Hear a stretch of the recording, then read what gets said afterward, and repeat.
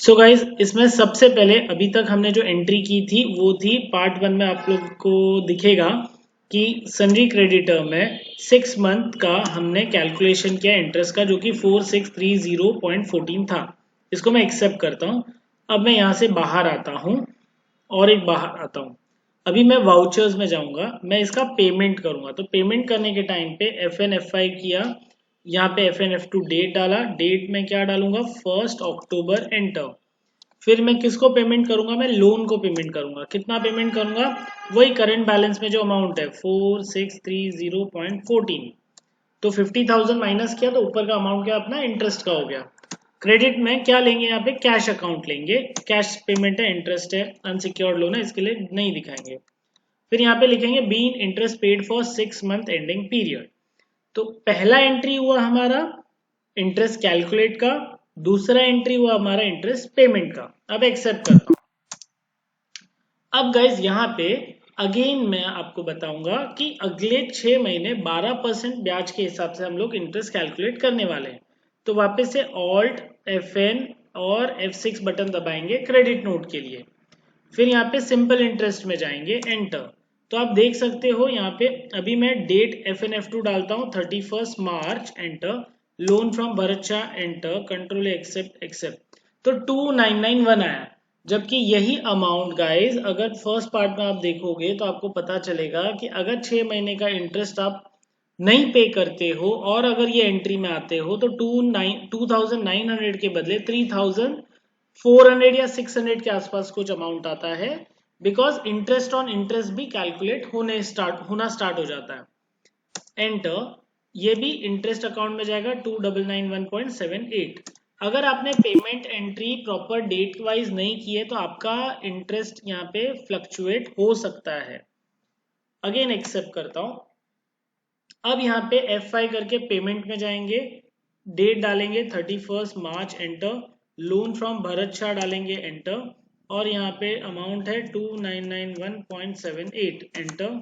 Cash amount पे कर देंगे, नरेशन में लिखेंगे being interest paid for 6 month ending period. Same, पहली और दूसरी एंट्री सेम है लेकिन दोनों में अमाउंट फर्क है। बिकॉज सर 10% और 12% इंटरेस्ट है, ऐसा नहीं है। जब आपने पेमेंट पहले किया था ना, उस टाइम पे आपने 1 लाख के रुपए के ऊपर 10% कैलकुलेट किया। और जब सेकेंड अपना इंटरेस्ट कैलकुलेशन हुआ और पेमेंट हुआ तब उसमें 50,000 अमाउंट पे ऑलरेडी हो चुका था। तो इसके लिए इंटरेस्ट भी कम हुआ, इंटरेस्ट परसेंटेज बढ़ा 12%, बट इंटरेस्ट का जो प्रिंसिपल अमाउंट था वो कम हो गया। इसके लिए यहाँ पे भी फिगर कम हुआ है। और यहाँ पे इसको मैं एक्सेप्ट करता हूँ गाइस। ये लास्ट पार्ट था इस टॉपिक का। अब यहाँ से बाहर आता हूँ और एक बार आप सबको स्टेप्स दिखा देता हूँ। चाहिए तो स्क्रीनशॉट ले सकते हो यहाँ पे।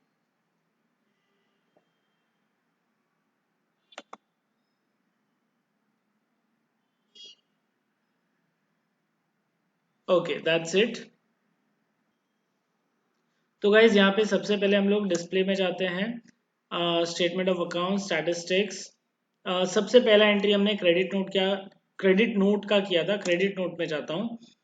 पहला एंट्री जो था वो 6 मंथ का इंटरेस्ट कैलकुलेशन था। तो ये लोन फ्रॉम भरत शाह का पहला एंट्री हुआ। अब यहाँ पे क्या हुआ, हमने क्रेडिट नोट लिया, वाउचर क्लास में सिंपल इंटरेस्ट हमने यहाँ पे लिया, डेट डाला 1 अक्टूबर। तो इसने हमको लोन फ्रॉम भरत शाह में जो अमाउंट कैलकुलेट किया वो 4630 था और हमने उसको डाल दिया इंटरेस्ट अकाउंट के अंदर और यहाँ पे एक्सेप्ट किया। ये पहला एंट्री। अब इसके बाद में हमने क्या किया, पेमेंट किया। क्या पेमेंट किया सर, सितंबर नहीं अक्टूबर मंथ में ही हमने लोन का पेमेंट कर दिया, लोन के इंटरेस्ट का पेमेंट किया। तो यहाँ पे वही अमाउंट डाला जो इंटरेस्ट में कैलकुलेट करके आया था।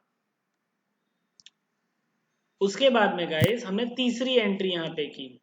तीसरी एंट्री हमने वापस से क्रेडिट नोट की लेकिन इस बार मार्च महीने में की। जैसे कि हमने इंटरेस्ट कैलकुलेशन का रखा था सिस्टम कि पहले 6 महीने 31 अक्टूबर रहेगा, दूसरे 6 महीने 31 मार्च रहेगा। तो ये 31 मार्च को जो लोन कैलकुलेट हुआ है वो 2991.78 हुआ है। यहाँ पे क्रेडिट नोट में क्या हो रहा है कि अमाउंट कम हो गया है लेकिन इंटरेस्ट तो बढ़ा था, हमने 10% के बदले 12% किया था। तो एक चीज को समझो, जब हमने इंटरेस्ट पे किया था मतलब अक्टूबर मंथ में 1 अक्टूबर को, तो उसके बाद हमने लोन का अमाउंट भी पे किया था, जिसकी वजह से एग्जैक्टली सेम अमाउंट नहीं आया है। इंटरेस्ट कैलकुलेशन का सिंपल सिस्टम क्या है, 1 लाख रुपए आपने लिया है 6 मंथ्स के लिए, तो पहले तो 1 लाख रुपया multiply by 10% divide by 365 days multiply by 6 months आएगा। तो ये प्रोसीजर कंप्यूटर खुद से कर रहा है, हमको इसमें बीच में जाने की जरूरत नहीं पड़ती है। इसके लिए ये अमाउंट ऐसे आड़े टेढ़े आते हैं, मतलब डेसिमल्स में पॉइंट में आ रहे हैं सब। ये 6 महीने के बाद नेक्स्ट 6 महीना जो 31 मार्च का हुआ, यहाँ पे हमने क्या किया, वापस से पेमेंट एंट्री में गए और इसको हमने 31 मार्च को लोन फ्रॉम भरत शाह को 2991 का पेमेंट कंप्लीट किया। अब यहां तक पेमेंट का हो गया। एक बार हम लोग समझ लेते हैं यहां से बाहर आके कि हमने लेजर में क्या डाला था।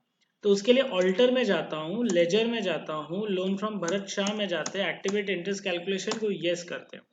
ये समझना जरूरी है कि पहले 10% हमने 365 days a year all balance पे लिया है 1 अप्रैल से 1 अक्टूबर तक। तो ये 1 अक्टूबर तक ही 10% कैलकुलेट करेगा, 2 अक्टूबर से 12% कैलकुलेट चालू कर देगा, वो भी कंपाउंडिंग इंटरेस्ट के साथ में। तो अगर 1 अक्टूबर तक पेमेंट नहीं हुआ तो 2 अक्टूबर से उसके ऊपर एड ऑन स्टार्ट हो जाएगा। ये फिगर्स आपको हिलते हुए देखने ना, तो आपको है ना सिर्फ इतना करना है कि पेमेंट है ना 1 अक्टूबर के बदले 1 जैन को कर देना, और फिर वापस इंटरेस्ट कैलकुलेट करो और देखो। हाँ, अगर आपको वापस रीस्ट्रक्चर करना है तो पेमेंट एंट्री डिलीट करके फिर आप वापस से इंटरेस्ट कैलकुलेट और इंटरेस्ट पेमेंट का एंट्री मारना।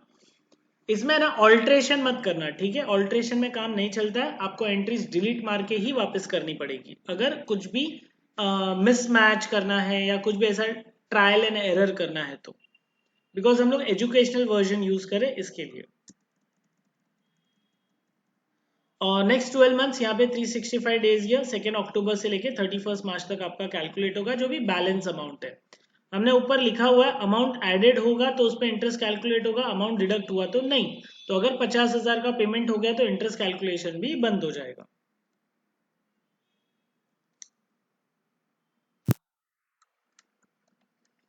ओके, आई होप आपको यहाँ पे कंप्लीट समझा है।